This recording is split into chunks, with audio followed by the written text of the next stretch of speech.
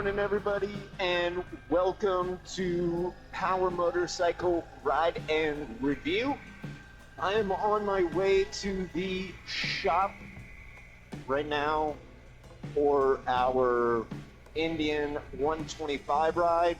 So today is Saturday, May 16th, 2026, and I am currently riding the 2026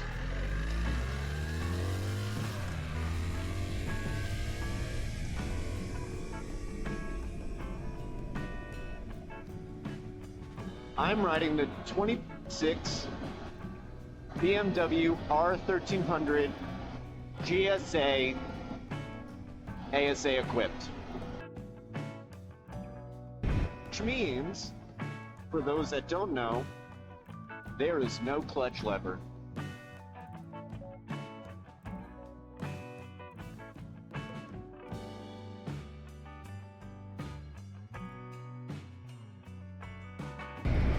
So whether you love it or hate it, we're going to talk about it. So, a couple of things just right off the top of my head is over 7-gallon gas tank. This one is aluminum wheels or forged wheels, the mags, if you will. Has crash bars on the front, and I'll show you guys that in a little bit. You have saddlebag, mount bag accessories, or the ability to mount bags, mount a tour pack.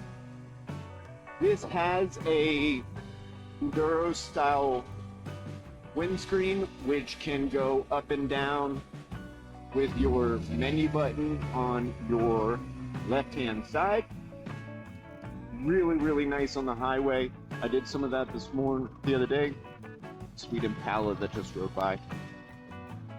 So windscreen, great, especially the adjustability. I hate the look of a tall windscreen, especially when it's parked, but having the ability to put it up and eliminate buffering on the highway, like 10 out of 10. Also, let's get into it.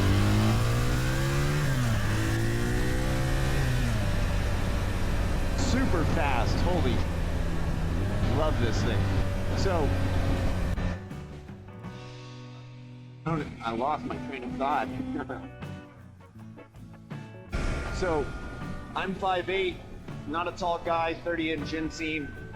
This bike has the ride height assist, which means when on the bike and first start it, it's low, and then it will jump up. It feels like it's about an inch and a half that raises. My wife says it looks like a hoopty with hydraulics, and I ain't mad about that.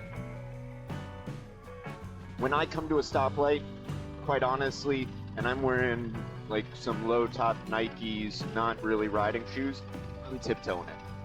So, that's comfortable for me. A lot of guys that I talk to, customers and clients of ours, say it's not a preference of theirs. I like it. You can put the ride height in quick menu options, so if you come to a stoplight, you can bring the bike down for you if that's an option, especially if you're buying this for like enduro off-road capabilities. You want that extra ride height. Just more for the ground clearance than anything. But nuts and bolts, this is a traditional R1300 GSA, so boxer motor, shaft drive, GSA elements. What is most interesting and what people like the most about this model is the ASA equipped, which means you have the ability to put it in or automatic. Now, we had a customer that came into the shop, veteran, had some leg issues, limited his ability to shift. This motorcycle was a great option for him. The ride height the adjustability of it, it will help you, or assist you I should say, put it on the center stand. So again, if you're physically disabled and want to continue to ride a motorcycle, amazing option for you. You can get it in a factory low setting. It's really great. The cop up here, and I hope I cannot afford a ticket. Sir, so there's a button right here just below your left-hand mirror that D and an M with gear icons. Right now I am in M mode, so you can see that right there, which means that I shift when I want to. So the bike has a shift light on it. It will tell me when is the optimal time to shift if I'm in sport mode. I am, but as you can tell, I am shifting and one hand's free. So really, really nice, really, really smooth, and I'll tell you what, just comfortable. Doing a lot of commuting, a lot of in-town riding, like fantastic. And if you're concerned about the performance capabilities of it, I mean, I feel like a teenager on a clutchless pit bike, just banging through the gears.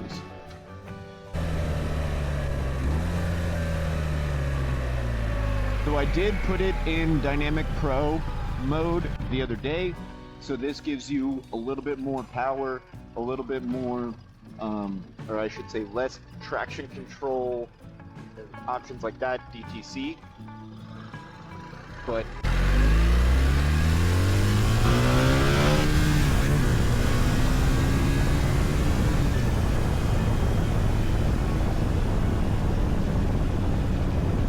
man, and that was just till third gear.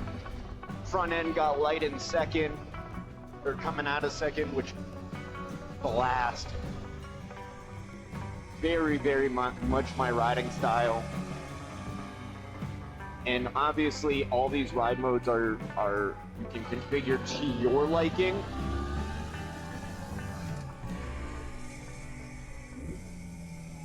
And Dynamic Pro, like stock exhaust, like I love the way it sounds. I'd be curious what it sounds like to other cars around me, if it's loud enough to really be heard. So if you're going for a performance element, definitely want to change the exhaust out. If you're going for like off-road, I think this is more than sufficient. But let's get after it.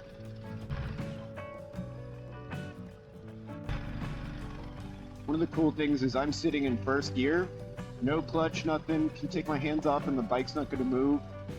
If you tap the front brake and the rear brake at the same time, you engage hill climb assist, which kind of puts your bike stable for you. If you're sitting on an incline, decline, you're not fighting to keep the bike in place, which I love.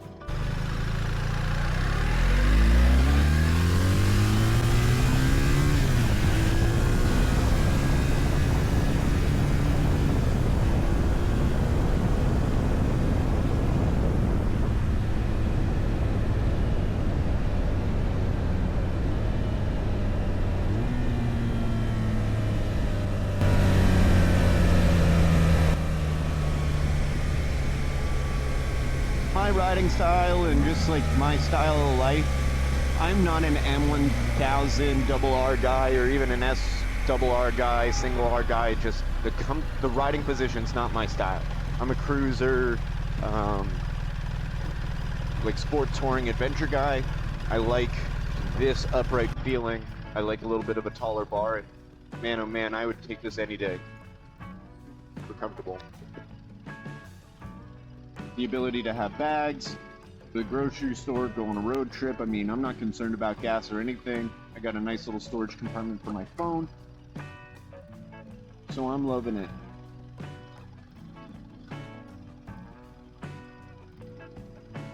He wants me to rev it, but I can't because it's not in neutral. I'll just get after it. Doing a car wash, I love that local stuff.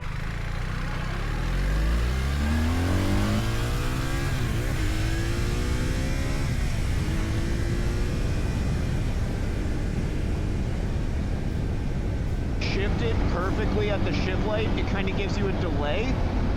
But I mean, all in all, you're fucking hauling.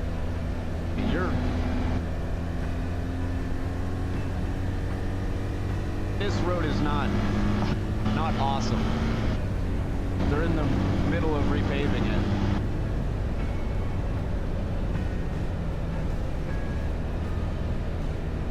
Here it gets a little bit more open.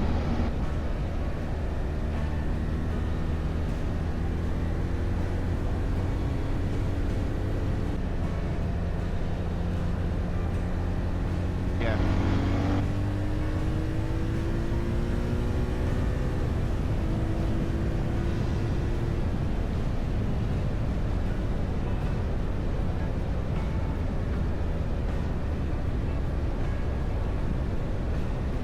And just eats every bump on the road.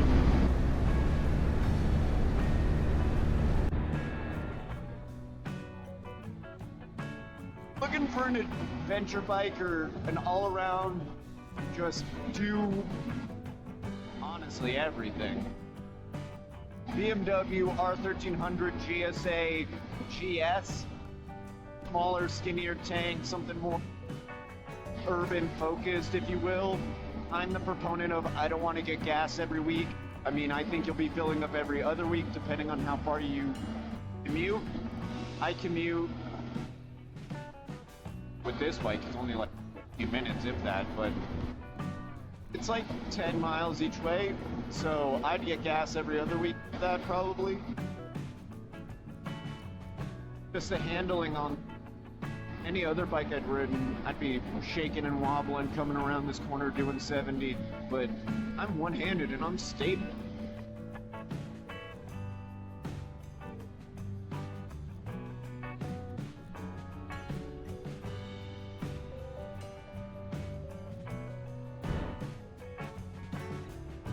One thing I really enjoy about this bike is the deep when you downshift. And there was another cop, so let's see if we get pulled over again.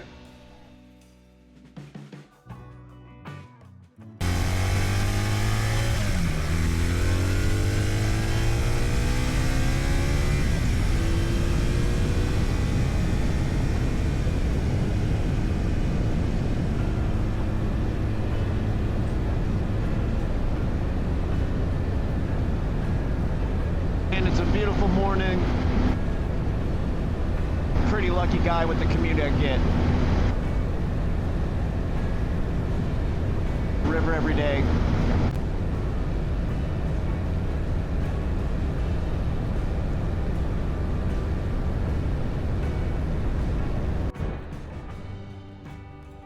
One thing I thought about with this bike, and like at that stoplight I couldn't rev it.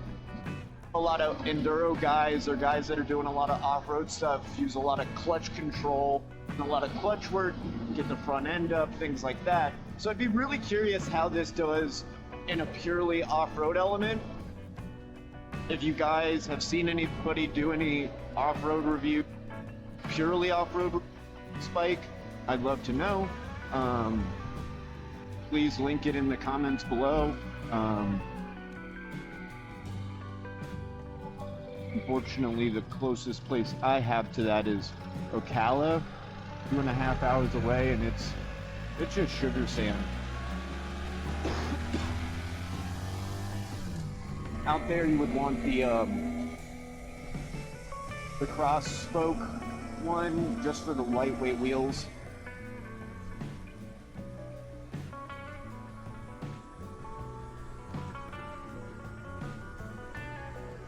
Sugar sand's a nightmare here in Florida. I've seen a lot of bikes go down just slow speed because guys don't know how to navigate it.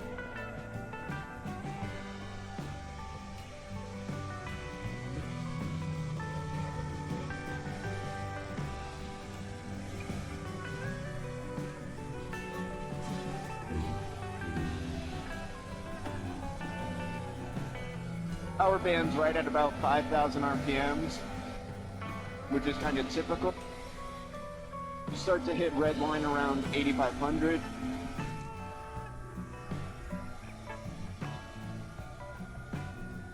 Be like, Steven, why aren't you passing? It's a double yellow. There's a blind curve up ahead, and the amount of times that I see like Subarus and little things like that crash because people are impatient right here, just head-on collisions. No, I'm good. I'd rather be late than squished like a bug. Do you know what the last thing that went through a bug's mind when he went through the windshield? His butt. Dad joke for the morning.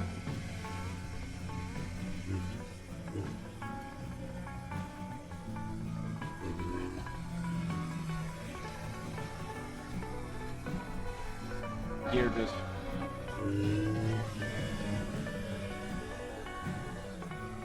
And if you configure the settings a little bit, you can get this front end off the ground. That's between you and me.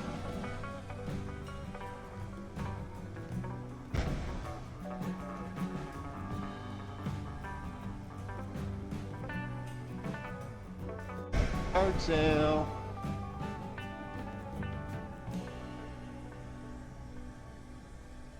Miss me a good Saturday morning yard sale. Have $20 in your pocket and come away with a car full of goodies.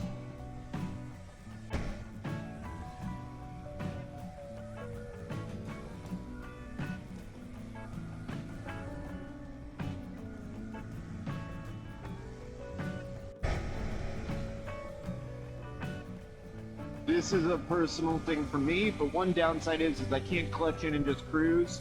The bike just immediately slows down. But all in all, that's kind of low on this.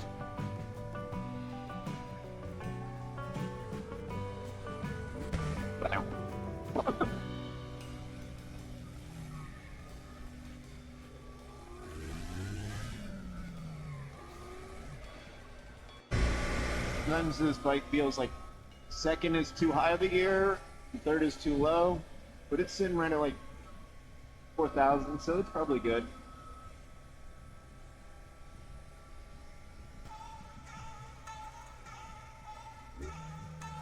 Give it one last pull into the parking lot.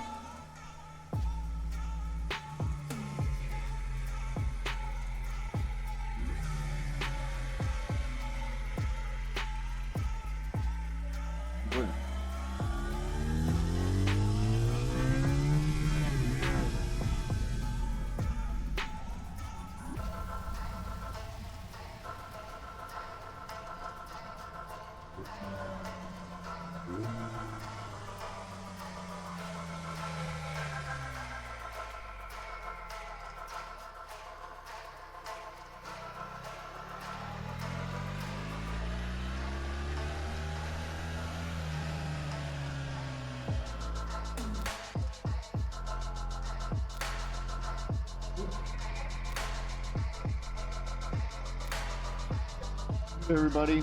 Oh, one last thing. When you put this bike in neutral, you have to be stopped, front brake in, press down on the shifter. So, all right, everybody. Overall, I'd say this bike is a solid 9 out of 10. Given what you're looking for, 10 out of 10. I got no complaints. Come by Power Motorcycle USA to test ride one today.